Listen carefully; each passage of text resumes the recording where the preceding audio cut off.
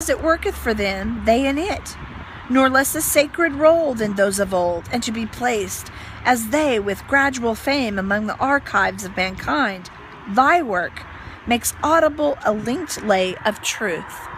And this is a great compliment here, because what he's saying is you have sought truth. Not to write things that don't matter or that just sound good and make us feel good, but you have sought to express truth, to know truth, to share truth. I mean, this is a powerful testament of Wordsworth's character by Coleridge, all right? Of truth profound, a sweet continuous lay, not learned but native, her own natural notes. Ah, as I listened with a heart forlorn, the pulses of my being beat anew, and even as life returns upon the drowned, life's joy rekindling roused a throng of pains, keen pains of love, awakening as a babe, turbulent with an outcry in the heart.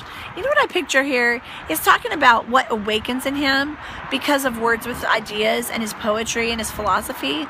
And what he just pictured was a newborn baby that, you know, here's this awesome growth happening. And when that baby is born, it cries out in this, right?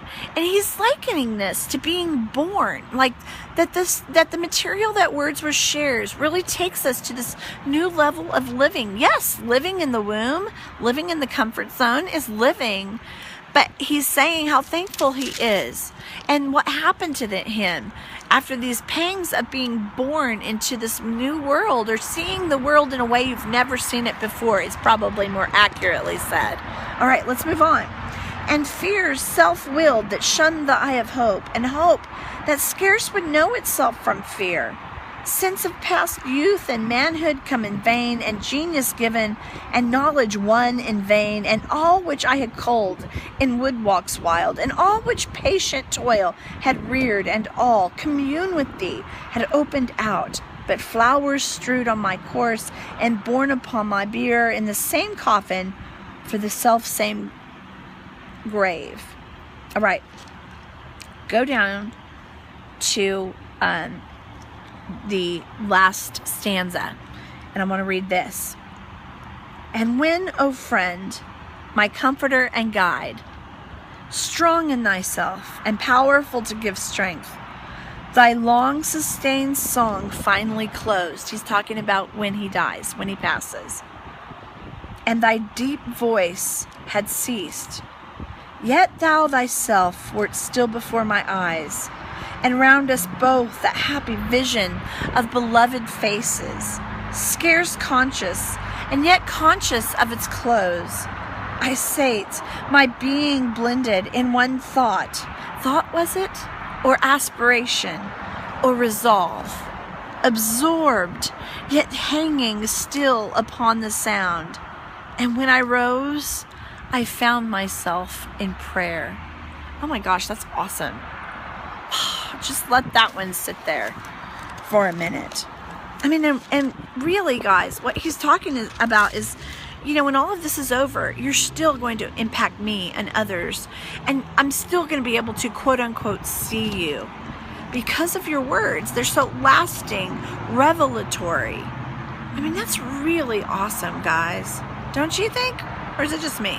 Don't answer that. All right. And the last thing I want to talk about is this epitaph. And I want us to think about, I know this kind of sounds like doomsday stuff because it's talking about the end of their lives.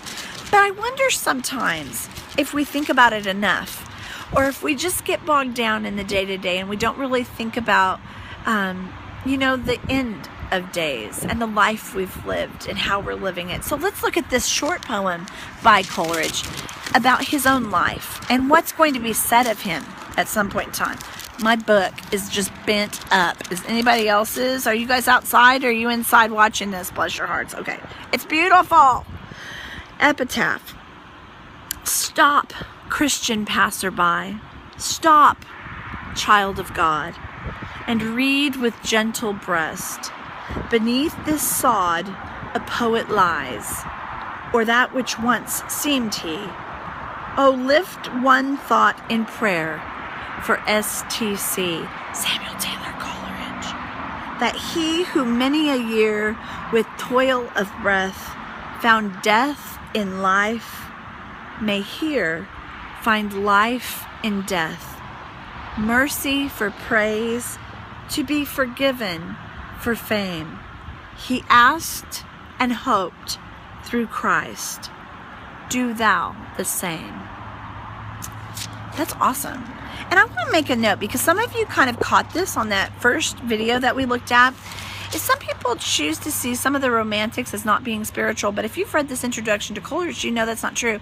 And FYI, the preface to Lyrical Ballads is all about spirituality, and the Transcendentalists really will pick this up and run later on with it, about the spontaneous overflow and from whence that comes. But anyway, I'm already on 18 minutes, and I hope that you guys have enjoyed this. In the discussion board, I really want you to tap into some of these ideas.